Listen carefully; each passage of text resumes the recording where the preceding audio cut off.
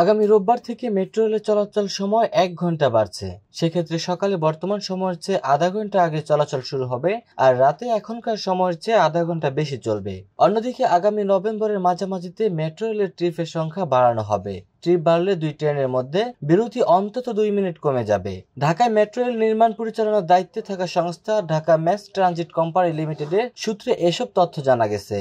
বর্তমানে সপ্তাহে 6 দিন উত্তর স্টেশন থেকে দিনের প্রথম ট্রেন ছাড়ে সকাল 7:10 নতুন সূচিতে চলাচল শুরু হলে এই স্টেশন থেকে সকাল 6:40 প্রথম ট্রেন ছেড়ে আসবে। এখন উত্তর স্টেশন থেকে সর্বশেষ ট্রেন রাত 9টায় ছাড়ে। নতুন সূচিতে ছাড়বে রাত 9:30। অন্যদিকে মতিঝিল থেকে দিনের প্রথম ট্রেন নতুন সূচিতে সকাল 7টায় ছাড়বে। রাতে মতিঝিল থেকে সর্বশেষ ট্রেন নতুন সূচিতে ছাড়বে রাত 10:10। মতিঝিল থেকে ছাড়া সবশেষ ট্রেন এখন নতুন সূচিতে পৌঁছাবে রাত 11:15টার দিকে। এছাড়া শুক্রবার নতুন সূচিতে বেলা 2:30টায় চলাচল শুরু হবে, আর রাতে চলাচলের সময় বাড়বে আরো আধা ঘন্টা।